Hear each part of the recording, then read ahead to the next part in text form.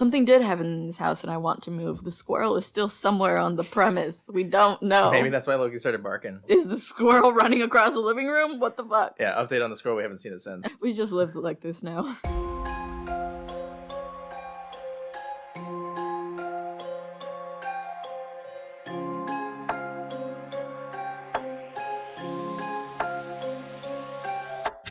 Welcome back to the Shaken Not Scared podcast, the podcast where we talk about classic and modern horror movies while we try to come up with a themed drink to go with it. Here with you as always, your hosts Erick and Vivi. Today we're going to talk about the 2010 movies Insidious, directed by James Wan. But first, how are you, Vivi? I'm in a good mood today. You are? Yeah. You're fully recovered, is that why? Fully recovered from the vaccine, I hope so. It's also a really nice day today. It is 80 degrees here, and we haven't gone outside. No, because it's a Chicagoland area. I know that a few episodes ago we were like, it's finally nice, and then it got horribly cold again. Oh yeah, I think it even snowed. If you've ever been in the Chicagoland area, you know that nothing matters here in terms of weather forecasts. No. It could be snowing right now and then 80 degrees later today. Now that summer's approaching, I'm hoping that more creepy content is coming because there's a lot of horror conventions and events are starting to open up. Yeah. There's horror cons. I know we want to go to New Orleans, so maybe we could do that this year. That'd be fun. Do some tours, some voodoo tours. And Yeah, we're going to Colorado. We should find out if there's creepy stuff in Colorado to do. Oh, I'm sure there is. We should. Especially in Breck, because Breck's pretty historic. We'll keep you guys posted, I guess, once we go to Denver and find out creepy stuff in nowhere. In the mountains. Well, let's talk about creepy content before we dive into the movie. Do you have anything for me? Yeah, I haven't been watching too much stuff. We've continued watching In Search of Darkness, too. Still not done with it. It's like a 4-hour documentary, like the first one. The first one felt like it was so fast, but it's also 4 hours, right? Yeah, we divided it up like this one. Like every night we just watch a little bit and then... Pass out like old people? Yeah, and then I started watching, because of In Search of Darkness, a host on there is a commentator a lot. He hosts a podcast and a YouTube channel called Dead Meat. I've been watching his videos lately, specifically his kill count videos where he kind of like literally analyzes every kill in horror movies, so that's been fun. Analyzes? Yeah, he like breaks down how many kills there is per like minute, the like gender thing, and like it's pretty cool. It's a unique idea. I thought you meant analyzing, like, for example, could this really happen, or... No, not even that. I was thinking more simple, like, and then he strangles her until she dies. That's the analysis. How much strength does he need to strangle her until she dies? Let's go calculate the amount of strength. I mean, you could do that if you wanted to in your show, but no, he more breaks down, like, Why, gendered when? kills, or how many in the total movie. Yeah. Stuff like that. Best one, worst one in the film. I think I saw you watching that, and I was thinking about how some of these haunted films never end up having anybody actually die. Oh, yeah, it's all about fear for the soul. Yeah, and this one, I guess someone does that, but yes. Like, it's not very common to have very many deaths like in other Actually, movies. that's not true, because in The Exorcist, a lot of people die as the result of the demon. Exactly. Not the main character that gets possessed, but... Yeah. I mean, I guess my thought is more like the kill counts aren't always very it's high. Not a slasher. As Exorcist, I guess, is pretty high. Yeah, it's an exception, but a lot of these, like, I think Omen? in Amityville Horror, no one dies. But in The Omen, a lot of people die. I haven't seen that. I saw the new one. It's so long. And it's not worth the payout, in my opinion. The one scene Sorry, I of- know it's a classic, but I don't think it is. Cool. Well, I have a little bit of a follow-up to last week's creepy content. I mentioned I was going to read the 2019 Absolute Carnage, see if it's actually scary. I don't know that it was actually scary up front, but there is some themes of, you know, murder and things like that. I was going to say, is it gory? It hasn't been super gory. If it's weird because Carnage is a red symbiote. Like, no one's actually died yet in what I've seen, but because he's red, he's oozy. There's themes of, it like, just blood. looks like blood already. Yeah. Carnage, for those who don't know, is actually the symbiote that was tied to Cletus Cassidy, who is known in the Marvel Universe as a serial killer who has more body counts than any dictator or plague. Dictator or plague, huh? Yeah. That's pretty intense. Yeah, he's killed a lot of people. So he, in this series, is collecting the codices that I mentioned last time. It's like these things that supposedly anybody who has ever had a symbiote in them, a little piece of the symbiote gets left behind in their DNA. And so he's going through and collecting these pieces for Yeah, you said Null. he's ripping out spines, right? Yeah, so right in the first issue, there's a scene where Spider-Man and Eddie Brock, who's Venom, he's asking for Spider-Man's help. They're watching the news, and the news report shows that there's a mass grave site found in New Jersey where the people aren't necessarily newly killed. There are people who have been dead for weeks, if not months, and some years, but all their spines are missing. It's a huge deal because Eddie Brock's like, some of those people are people who had symbiotes before. So like Captain America, Spider-Man, Norman Osborn. I guess spoiler if you haven't read this. It's from 2019. You had 3 years to read it. But there's a kid who's with him who thinks that Eddie Brock's his brother, like long lost brother. It actually turns out it's his long lost dad. Eddie's his dad, and he hasn't told him because he's like, everything I love and touch dies. So it's a very, depressing deep story. If Marvel Comics is your thing and you like creepy stories, check out The Absolute Carnage. I'll keep you guys updated as I continue to read it. Yeah. Don't know if we talked about this on the last episode, but we watched the movie a couple years ago. Venom? Yeah. Not great. So I started thinking about that and the story that Eddie Brock's in now, and I'm wondering if the movie was done themed after the latest Venom stories, and not so much the origin, which we know is like, oh, he's jealous of Peter Parker because he stole his pictures, whatever stuff, and in the Daily Bugle. But now it's more like Eddie Brock's like an anti-hero in that he's used the Venom. A tortured soul. Yeah. Cool. So maybe it'll improve Venom too. I don't know. I do like Tom Hardy. Tom Hardy. Oh man, Tom Hardy. Your a man that crush. I wish I could look like. Yeah. Yeah, it's like your biggest man crush. Him and Huge Jackman. You've said before that you want Tom Hardy to be Wolverine now going forward. Yeah, it'd be so cool. I bet it's too late. He's Venom now. Yeah, Sony owns the rights to the Spider-Man network, so they're not gonna. No, even for the Marvel universe to use Spider-Man has been like a whole ordeal. Yeah, it's only like contractual. I mean, I don't know. At this point, Marvel just buy Sony. Yeah, I also feel like Sony is literally ruining it for everyone. Just give it up. If you're listening to this for horror and I started talking about Marvel comics, I'm sorry. But there are creepy comics out there, so let's talk about the cocktail real quick. It looks pretty. I am finally excited about a cocktail again because last week's was a pretty big fail. I liked it. You liked the penicillin, not the awful shooter. If you guys liked it, let us know, though. Maybe someone else out there liked it. If you're into cleaning products, yeah, let us know.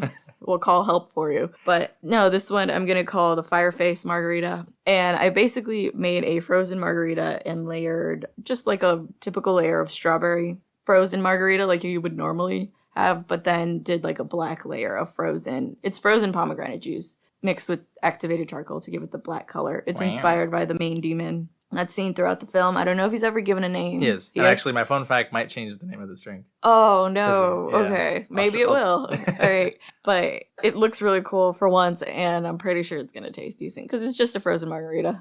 Cool. So if you like aesthetically pleasing drinks, too, this is fun. This is why the strawberries were on the counter. I just ate a bunch.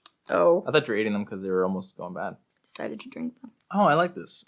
It is sweet, but I like sweet and salty stuff. It's like not sweet. It's not super sweet. The sweetest part is probably the juice and the berries. Mm-hmm. But I added, because again, it's Fireface. I added mezcal and tequila. Ah, that's what I taste. I love mezcal. The smokiness of the mezcal.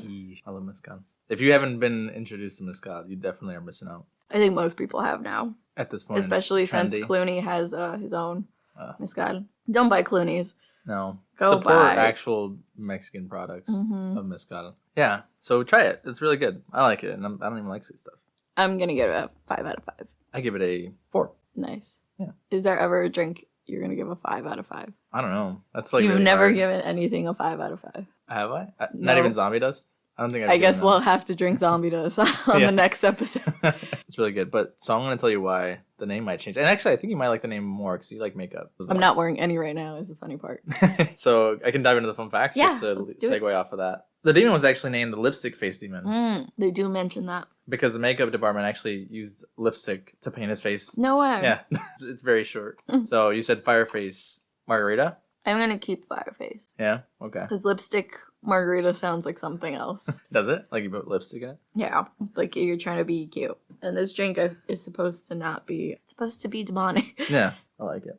But so yeah, his name is the Lipstick Demon. For those of you who know how much I love Sinister, Ethan Hawke was actually supposed to play Josh. Oh, really? Yeah, he turned the film down and gave it to Patrick Wilson. But Ethan Hawke actually went on to do Sinister 2 years later. It was released in 2012. It's a very similar role. I don't understand what makes people decide yes, no to certain roles when they're exactly the same. I would say that Patrick Wilson ended up the winner there because I'm sure working with James Wan set him up to work with him in the Warren universe that we've been calling. Apparently he already knew that he wanted to do Conjuring at the time of this movie. The guy who plays Specs, one of the 2 investigators who was with Elise, is actually Leigh Whannell, the writer of Insidious and the first Saw film. He's the writer, so he plays into the movie. The scene where Josh is staying late at the school for work on the chalkboard, there's a drawing of Jigsaw. Yeah, I was actually going to bring that up next in case people didn't see it. But no, that's great. Thank you. So, brief?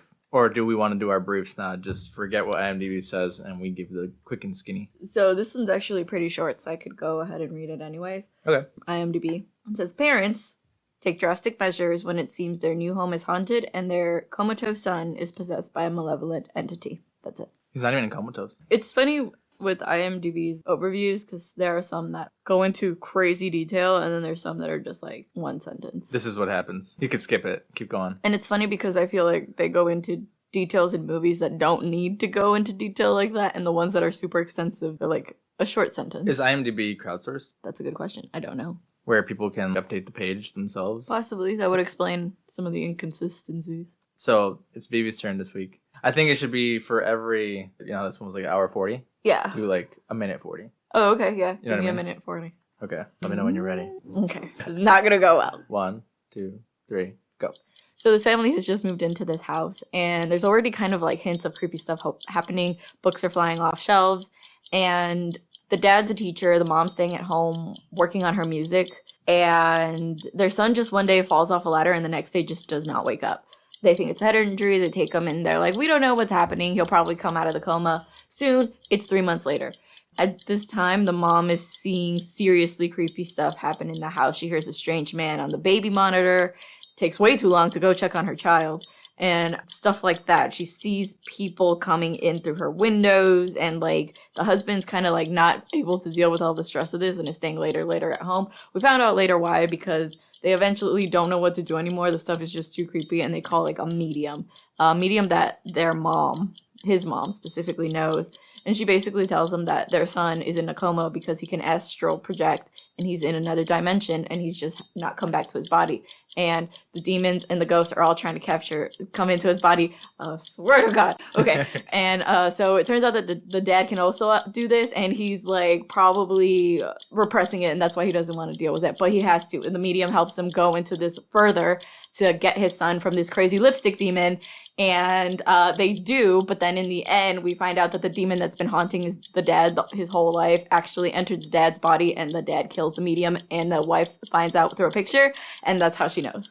You did it. I thought you were going to give me a minute 40. I did. That's fine. Okay. That's what I'm saying. You made it. You made it at 1:32. Okay. Awesome. Not so bad. I think we're getting better at this. That was really good. Well, last time we gave ourselves too much time. Yeah, and we try to come in too short. Let's dive into it. I mean, there's a lot of things that I wanted to point out. And I made you not say because I was like, save it for the show. Well, it's hard to remember because we watched this in halves. We did. We got sleepy. The thing with this family being in the house, I always wonder why the theme is always everyone's moving in. It's a new place. The haunting only started happening when we moved into this new house. Later, we find out that obviously this has been going on, and the wife is just unaware. Could you imagine? I always think about these movies and how like one party in the family is more affected by what's going on than the other. He's also like avidly avoiding it. And he kind of doesn't know because they said they repress his memories, right? Yeah. So he doesn't even know what's happening. He's the one that's disbelieving. But he's got to know to some extent. Otherwise, why would he be so keen to stay away? You know, it's like I feel like he just doesn't want to confront it.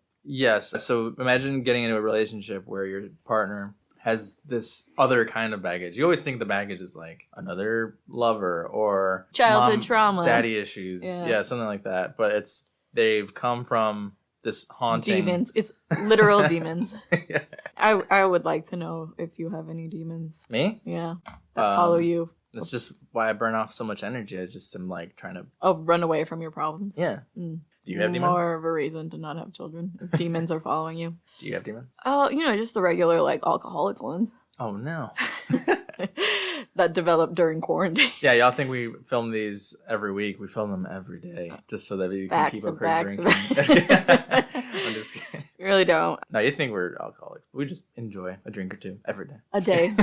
But I think if this was real, it'd be tough. Because you could see the themes in him, right? Where he's thinking she's crazy. He isn't necessarily a crappy husband because he continues to support her. And she's like, I can't keep up with this. This is too much. She's like, let's move. And I thought about what would we do if that happened here? It's honestly not that easy. Because she's like, we need to leave tonight. And the next scene is them moving into house. Yeah, I was thinking that because they just bought this other house. I'm like, how easy is it to just buy another house when you still have like, that's gotta mess up your credit. That's gotta, like, not be good. This guy apparently makes so much money off of the teacher salary. I was like, you can't afford a house, the first house they move into, let alone the second one. The first one on a teacher salary. Right. Alone. You get the sense that they're kind of already in turmoil for some reason. Like, they already kind of moved because of something not working out for them. So, it's like that theme in haunting movies where hauntings only happen to, like, families in turmoil. And then the whole thing with their son happens. But go ahead.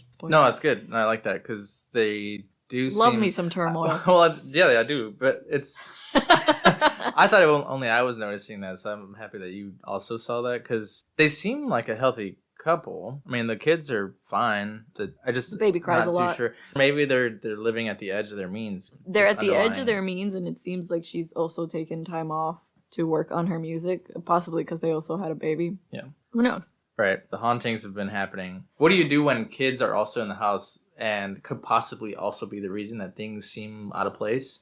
Because she later, when she finds the books on the floor, she's like, hey, if you're going to touch my books, put them back where you found them. And I was thinking, put yourself in those shoes. You have a child and, you have several, or you have a baby, you have 2 little boys. Yeah.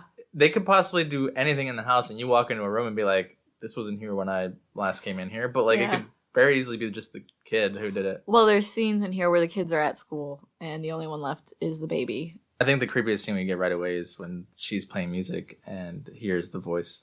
Yeah, even before that, actually, the opening sequence is pretty cool. With the old lady? What is she, La Llorona? Yeah. Like, what is... Yeah, I think her backstory is explained in part 2, and it turns out to be a man. It's not even a woman. So it's a man dressed as an old lady? Yes. Oh. I think the backstory is like they were a transgender person. I could be wrong. I haven't seen Insidious 2 in a long time. I saw that 3 is a prequel. Oh, okay, maybe. And the lady, Elise, is in all 4 of them, apparently? Yeah, but she dies at the end of this one. I haven't seen the other one, so that's what I want to rewatch them to kind of remember how. It could just all be in flashbacks. But the opening sequence is pretty cool because it's showing you the house, but it's showing you already that like creepy hauntings are happening in this house before Dalton even enters his coma. They have a scene of like footprints being left in the hallway and then like the lamps moving. Is it the same house? Are we supposed to understand that? A cool thing about this movie, I think worth pointing out, is it's filmed in very like sepia tones. Mm. There's no bright colors. It's all like muted colors. It's very James Wan. Yeah, because Conjuring also is very like muted colors. Mm-hmm. Saw too. Yeah, which we'll get to eventually. But so it is the same house then? Yes, I thought it was a tie. Because then it kind of just like fades into the actual scene of the movie. Was it? Yeah. Right after we see the old lady and then it's the open sequence. I thought it was later a tie to Josh's past where he used to live with Lorraine. So I wasn't sure if it was the same house. I thought it was just like, oh, okay, so that's what that scene in the beginning was. It's that this was Josh's upbringing. Creepy Unless they all just lived in the same house. Creepy stuff happens in what? Nowhere? No, creepy stuff happening in his like childhood. Every time we say creepy stuff happening, I just think of in nowhere. Creepy stuff happens in nowhere. The scary part we get to of the mom hearing the voice on the baby monitor. We were talking about this. So like, she takes a very long time to get up there, thinking she hears a man's voice. She does, and you were like, I would go run upstairs immediately. I would. What would you do though? I don't know. If there is a man in there. And I'm not home because I think Josh at this point is still at work. Kids are at school. I think I'd run up there with like something, I'd like try to grab the nearest thing and run up there. She just stays listening to the whispers. You pointed out later that these baby monitors used to pick up different frequencies, which later the husband also says. If you went upstairs, I would tell you to not. I know that the baby's by itself, but what are you going to do? And if there's a guy? At this point, she doesn't know it's a ghost. She just thinks it's some dude who got inside. That whole sequence where later Josh is also home and the alarm goes off is stressful too because you try to put yourself in that situation. Fear, I think, in these movies is more realistic when it can actually happen to you. The ghost and spirit stuff, demon stuff, that's all like, whatever. But the stuff that seems very realistic. Demons or whatever. Yeah. But the stuff that seems very realistic and you put yourself in that situation of like, what would I do is the stuff that I think is more scary. The alarm goes off. Uh-huh. The husband's like, stay upstairs, and he goes by himself. Not to say that I'm a wimp and would be like, I'm not going to go downstairs by myself. I'd want you to come with me because let's say I do go open the door. Someone's already inside the house. I'm looking outside and someone could be behind me and I won't even know it. I'd be like, no, you stand behind me from a distance so you're a second set of eyes in case something does creep up behind me because the door is wide open when he gets downstairs. Yeah. Something that I think is crazy, even though this movie was only shot 10 years ago, I think things would be different because, like, now we even have, like, a video camera for our dog in our tiny condo. I think you would be in a better position now because you could see on the monitors the situation downstairs or in the room. Yeah, before you went in there. He ends up going downstairs, and you pointed out that why would you open the door and look outside? I know that people do this in movies. I don't think I would. I'd be like, no, I'd immediately just call the police. Even if I knew someone was at the door that I actually knew and could see, I don't act like I'm home if I'm not expecting them. I got this. Sorry, guys, you didn't call ahead. Bye. I got this straight from my parents. My dad would run to the room. He'd be like, "We're not home. Everybody, shut the hell up. Turn the TV off." Like, your dad sounds like the antisocial person I am. Oh no, he was super social, but just didn't like it when But people you showed need up to at our call house. ahead. Yeah. I need a heads up. I'm in my underwear. But, you know, all this is happening after Dalton's in a coma. He's set up at home, pretty much, which is so sad. His whole story is pretty sad because I think it's interesting that his story is that he goes to purgatory thinking that he can fly as a superhero. You see it in his little artwork. Yeah. And is that like, I can see myself. I can fly around. And he's got himself drawn with a cape. I was like, that's so sad because it's so pure as a kid. But it's all fucked, obviously. Yeah, because he's actually in another dimension with demons and ghosts.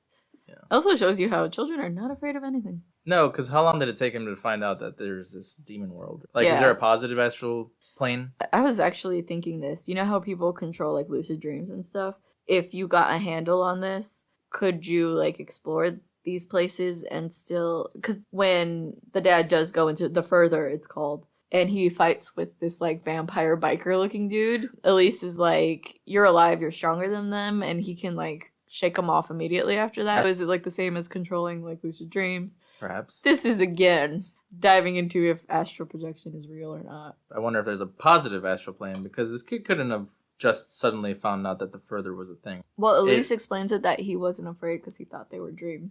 But then his drawing said that he saw his sleeping body. Yeah, but if it's always the further, which is this place with bad spirits, why would you continue to want to go? Yeah. I'm thinking that it might have been a positive side to it at some point. It and lured then it suddenly him in. turned dark. Yeah, that's true. Because you're a kid. I mean, yeah, I just thought it was dreams. Like, okay, I just thought it was dreams and I was always tormented by ghosts. I don't know. I wouldn't keep going. No. One of the scenes that is, like, kind of proof that the wife's not going crazy and the husband's just being, like, absentee is when she finds the bloody hand on Dalton's blanket and, like, throws it at him. And I think it's that night that they have that argument where he's, like, sleeping on the couch, right? Because they fought. And that's when the ghost is walking back and forth in her window. Looks like there's a balcony out their window. That scene is really cool. And then suddenly he's inside and attacking her. Oh, this movie, like, I don't know if you think this movie is cheesy, but I think it's so great. It's one of my favorites. I forgot all about it. Great effects. Yeah, could you imagine waking up and he's walking outside back and forth and just inside He all walks of a sudden? inside, yeah. You don't expect it. No, you don't. After that scene where he, like, lunges at her is where she's like, we gotta move. We gotta get the hell out of here. Mm-hmm. And he's like, okay, fine. And they're in another house. She's home alone. I don't want to skip the song. The theme song for this whole movie I think is great. It's just, like, blaring crazy noise that, like, agitates your senses. You see it a lot on TikTok. You do. Renee is kind of taking care of the house and she's moving things around like a mom does. And it's kind of a, like, blink and you miss it moment because I was like, is that a kid in the laundry room? He looks like a coat because it's next to the looks like rack. a coat. And you had to rewind it, and yeah, it's the kid. He's in old school clothing. He looks kind of like a paper boy. Yeah. And he's messing with her because she's listening to some a record classical player. music. And she's outside, and the record scratches, and it changes to that song. And the Tiptoe Through the Tulips song. The kid's just, like, dancing in the living room, and she's like, what the hell? And she runs inside. But that song, I know that you say it's related to this movie, and a lot of people associate to this. I can't not think about SpongeBob. I looked it up because I always thought you were wrong about this song. I mean, I didn't necessarily say that it was exactly the song from SpongeBob. I just said that it reminds me of the song. So it is the same singer. So it's very similar style, but the one in SpongeBob is Living in the Sunlight, and the one in Insidious is Tiptoe Through the Tulips. But I think that's why when I hear the Tiptoe Through the Tulips, I can't even think of SpongeBob. Yeah, I know why, because it sounds super similar, but I always thought, like, no, I think it's different. So we had to look it up. Sorry. Fun story. Fun facts. Yeah, I love the use of this song. I think it Do you think it's creepy? Oh, it makes the demon way creepier than having, like... I have a good time. Oh, no. Like, imagine, like, a psycho killer coming towards you and singing this song. I'd be like, what is wrong with you? Probably join in singing song. You might be the psycho killer. No, I think that's great. Look, I know you're going to kill me, but I really like this song. This is my jam, bro. Thanks for choosing this to be the theme song of my death. Good call.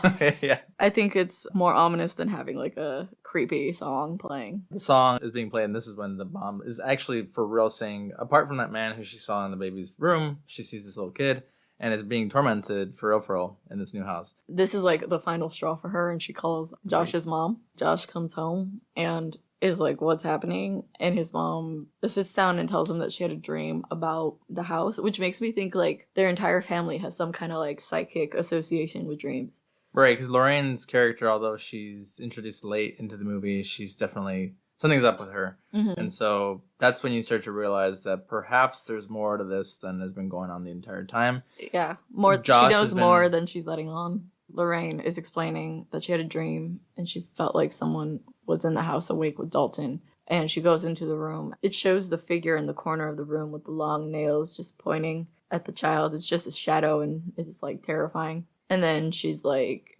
asking it questions, which I don't know if I would do. I think I'd just be like, all right, peace out, bye. Just leave it there with him. She's like, what do you want? And it says Dalton. And it's narrating the story in flashback, and then it shows back to her, and she like turns around to face her son. I think I talked about this scene before. The scene changed me as a person. Really? It's like one of those scenes where I was like, damn, I love horror movies. It's completely unexpected. It's just the demon's face behind her son, and she freaks out. There's no scary music leading up to it, so you don't know what's coming at all. And I think that's why this scene is so great. It happens so much now in more recent movies that now I do expect it when there's no sound. Now you're just on edge the entire time. It's really good. I thought it was really cool. His face is right by Josh. But yeah, we get introduced to so much more about this backstory. Right after this, we learn that Josh's mom's like, I know a guy. Basically. And Edward and Lorraine Warren enter. Step in. And Patrick Wilson looks at Patrick Wilson. Mm-hmm. They missed an opportunity. It should have just been. They should have just owned it. That's where they introduced the Warren universe. They should have just owned it too. Just have Patrick Wilson play Josh and Patrick Wilson play Ed, and then just add act sideburns. like it's normal. Yeah, but we do get introduced to the wannabe Ghostbuster squad. They like portray them so funny. They're like nerds who are paranormal investigators. They're like socially awkward, yeah, to some extent, right? I don't think they were socially awkward because I'm one of those people. But I think it's funny that the one guy's like, "Oh, we usually try to come and investigate before Elise comes because we want to weed out the weirdos." Yeah. And then funny. Josh is like, "We are the weirdos, mister." Yeah. So they do this whole thing. They pull out all these devices. It reminded me of Zach Baggins and his electromagnetometer. I think that's kind of what they're trying to like make fun of, right? At least they weren't walking around just pretending to be possessed like Zach Baggins and just throwing themselves at Josh. You bring that up like every time we talk about a possession film. It truly annoyed you to your core, didn't it? Oh my god, he's so stupid. Anyway, if you like Zach Baggins, that's your fault. I think this scene is pretty cool because one of the paranormal investigators sees essentially what I like to call the Shining twins grown up, just standing in the corner of the room smiling menacingly. Were they the same ones in that family scene where I think Josh, they are. Yeah. Yeah. Why were they together then? Because it seems kind of like one went crazy and killed the family. Yeah, it seems like they were sisters. I think it's... And they're just like cool in the afterlife? I don't know. That's a backstory worth it's looking cool. into. We're both dead. It's fine. Yeah. I got over it. Thanks. We got no one else to hang out with in the afterlife. So after that happens, they're like, yeah, call the medium. So Elise comes, and she's this very happy-go-lucky lady. She's very much just your typical polite older lady. I think it's a common theme to have this character that can see negative or bad, but So they themselves are a very positive person, which I think you need to be, right? Like Luna Lovegood from Harry Potter, who can see, or am I thinking of another character like Luna? Possibly. Luna can see these things called threstles. I can't pronounce it, but essentially those horses that pull the wagons at Hogwarts that are invisible to everyone except the people who have seen death firsthand. Okay, because I'm thinking of another character then from something else. But basically there's like these characters in other content that when they can see deaths or they can see the negative things of life, they're usually a more positive character. Or are you thinking like Poltergeist with the super like high-pitched lady who's the medium? Maybe. You're thinking of like a very specific like female character. I can think of several characters. Yeah. That could be a list. They see so much negativity that it's kind of like, well, what's left for me to be negative too? So they're usually more positive characters. So I feel like that's the vibe we get from Elise. Plays. Yeah, she plays like a grandma. She's like polite and nice. And there's the scene where they go into Dalton's room and she's describing in a whisper kind of what she's seeing in the room. And she has like, quickly specs, write it down. Yeah, quickly sketching it out. Pretty cool sketch, I think. They line up with what Dalton had apparently been drawing previously. How do you not notice that? Oh, yeah, the drawings that the kid has up on his wall. It's like, what makes Josh realize, like, oh, shit. At some point, obviously, Josh is like, no, you know what? This is too much. At this moment, because after seeing that, Elise basically tells him, like, your son is a talented astral projection person, but he's been away from his body too long, and this demon, this specific entity, is, like, the closest to getting in his body. There's that scene where Josh sees the photos that the kid has drawn out, and they all match up to what Elise has drawn. That was after he goes off. He kicks them out because he's like, I don't believe this crap. They call her back for what's like a seance where she puts on like this hazmat suit, like from olden times. Yes, from olden times. She looks like a witch doctor. Is she speaking a different language? Seems kind of like it, right? Like she's whispering in a different... I don't know if language. it's just like so muffled from the mask thing that you're not supposed to know what she's saying. I think she starts off in English. Dalton was saying through Elise that the spirits were surrounding and they were going to hear them, and so they needed to be quiet, and he couldn't approach because there's things around them. Dalton gets up from his coma and is like throwing things around and smacking things around. The paranormal investigators are reviewing the footage afterwards, and they're like, oh, we had all these high-tech cameras and it couldn't catch anything. All those flashes were so cool. Like, yeah, it's all meant to like disorient you and just be like, where is it coming from? What's happening now? As the writing intensifies, the flashes are just going off and off and off and off, especially as Dalton is supposedly nearing them. The chaos in the room is insane. Yeah, and reviewing not the fancy equipment, but the like digital camera, they can see the demon holding Dalton's body and being able to like maneuver it, which makes me think like it's so close to possessing him, you know? And that's when Elise is like, okay, we gotta talk about something. And they bring in Lorraine, who basically finally has to fess up to Josh that the reason she knows Elise, the reason this is happening is because it's happened to them before with Josh. But Josh has repressed the memories of all this. Did they forcefully? Do you know if they... Because they said we repressed it, so they had done it to him. Yeah, Elise, it seems like through being able to communicate with spirits and things like that, had kind of like repressed it in him. And they show these photos of him being a child. Because throughout the movie, we find out he hates having his picture taken. And it's because every time the mother would take a picture of the child... And he hates taking his picture taken, which we'll find out later. Every time it seemed like this woman in black, completely older looking woman, is getting closer and closer to him on every photo. And it's like... And when I realized that the closest she ever got to him, I had to have Elise help us out. And the picture is literally her hand about to touch his head. Yeah. I wonder how this works, though. Because he's awake in all his pictures. So, yeah. I thought it was only when his body was... Or his spirit was away from his body in astral projection. But I think the idea is, like, they want to stay close to the body when the body does. Like, when they... projects. What's she gonna do? Touch him during the day and just be like holding him the whole time while he's walking around, just like tag you're anytime it, now. Just never, just Possibly. wait till he falls asleep. Because she calls it a parasite, a symbiote, if you will. Symbiote. Yeah. So naturally, and I think this whole last part can probably be breezed through because it's very much just okay. You know what, Josh? We're gonna put you in astral projection mode. You're gonna be the hero of this movie. Gotta get your son. Gotta get your son. Go into the further and save the day. So he does. Josh is like, this isn't working, and he sees his body. And so Elise is guiding him through. He's in this dark world. He's in wherever the further is. This is what I was telling you about. Is there a light world and is there a dark world? Because he immediately starts off in the dark world. Dark. Yeah, I don't know. So, like, where was Dalton having a good time? Not here, you know? But he also gets, like, really close to, like, the ghost figures because we get that ghost family where the daughter snaps and kills everyone. And she smiles creepily. Yeah, and she's, like, blinking and Josh is like right up in their face. I would just be like, y'all good over there? I got business to take care of. He fights off the vampire biker dude. He's kind of like a mini boss. Mini boss? Yeah. He gets up to the red door that you've seen in Dalton's drawings. Mm-hmm. And right before he gets to the red door, this mini boss shows up and he has to do a fight. Another superhero moment where Elise is like, you control the dreams, you can do it, and push him off. And so, yes, he just shoves the crap out of him and many bosses defeated. Yeah. Scott Pilgrim. Power unlocked. Yeah, so he gets into the red room, and then we get the main boss. Yeah. Freddy Kreuger meets Darth Maul. He's sharpening his nails. With hooves. With hooves, yeah. He's the devil Darth Maul Freddy Kreuger. Yeah, that's a pretty good way to describe him, actually. He kind of looks like those red Japanese demons. They're called Hanya. Mm-hmm. I don't know if that's exactly the names, but... They're like a red mask that they would wear. And I think they do it in like dances and certain performances. They have somebody wear the mask. And that's what it reminded me of. I thought the demon was inspired by something like that. You looked up an image. It looks kind of similar. And then we get the boss fight. Yeah, and his lair is where Dalton is chained up. And the dad essentially takes him and runs. He doesn't really fight him because it's all about the race to get back to the bodies. Elise and everyone else are seeing that Josh's body is kind of convulsing. And so they're kind of trying to call them back. And Elise is like, he's got Dalton. He needs to hurry himself. And Renee's like, why can't you wake him up? And she's like, he has to find his way back. We don't necessarily see Josh and Dalton actually get rid of the lipstick demon. That's where I was going to go with this. As they're rushing towards the house is in chaos and shaking. Because so many demons and ghosts are trying to, like, this is like the final dash for the finish line, get into their bodies. Josh sees his demon and he's like, you? Like, haven't seen you in forever. Where you been? Lets Dalton just run off. And Dalton's, like, racing towards his body already because Josh is like, I'll catch up. That scene makes more sense when you know the ending.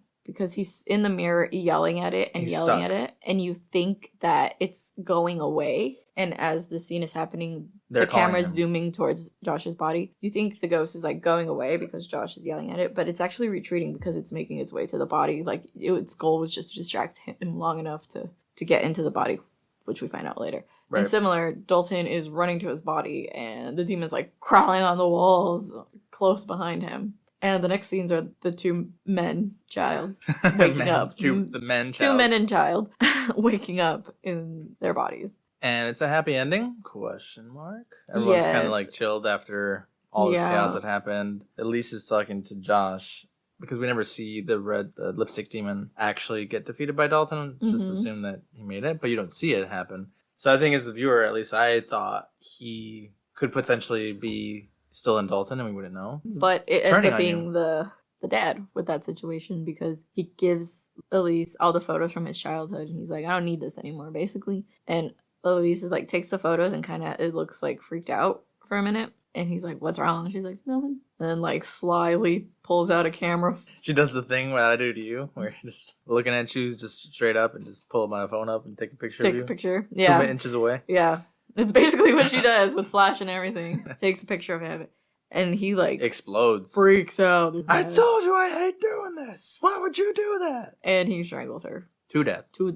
In case that wasn't clear. They hear the commotion. Renee goes to look and see what happened. And she finds Elise dead and is looking for Josh. And she picks up the camera because it's not known at that scene that the demon has possessed him yet. You think he just had a freak out and killed her. And then it flashes back to that scene again that just happened. And we see that Elise saw like his hands were blackened. And it weirded her out enough to take the picture. And when the flash goes off, it's very clear that it's the old lady parasite going to attack her. And Renee finds that picture, sees it, and she can just hear her husband off screen being like, I'm over here, what's wrong? And she's turning around afraid, and then cut. That's the end of the movie. The blaring music that we love. CSI, wow!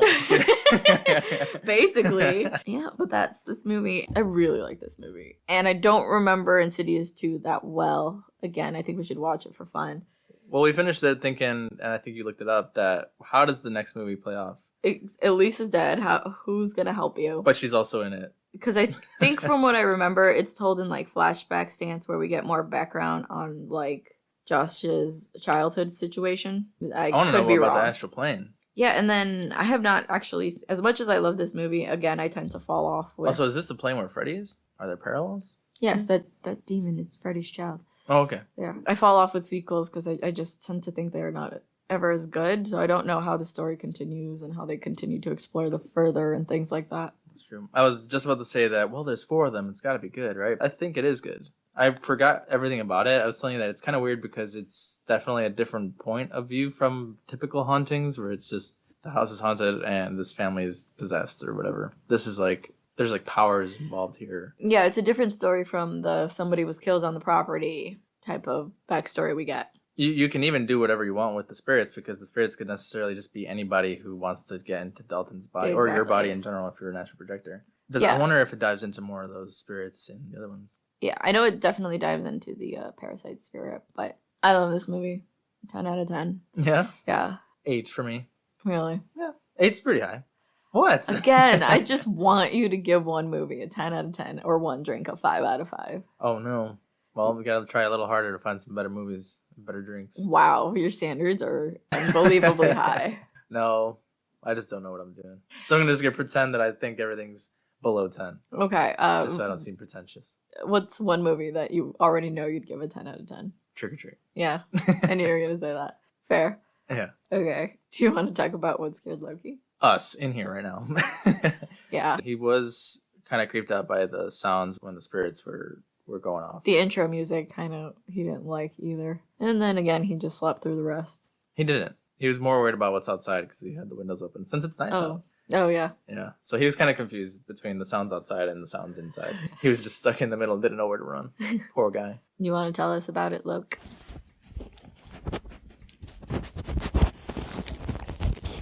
Is that what was making you cry outside? I thought it was the movie. We'll make sure to stop the sounds outside next time, boy. We'll stop the outside world from making noise. Is that it for us? I think so. As always, we hope you guys had a good time here.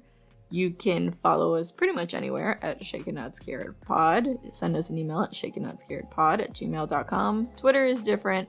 It is Shaken Scared Pod. And you can support the show on Patreon. We'll name our next drink after you with mentions on our website where the drink page will live forever. You can listen to us on all your favorite podcasting sites, Apple Podcasts, Spotify, Google, Stitcher, a bunch of others. Give us a listen, give us a follow. Give us a like, review, subscribe. Yeah, still waiting for that Apple review, guys. Come on. I'm going to go in there just so you can be happy. Okay, yeah, just make a whole Apple account and review our show, please. Oh, that's so sad. Go do it, please. See you next week. Okay, thanks. Bye. Bye.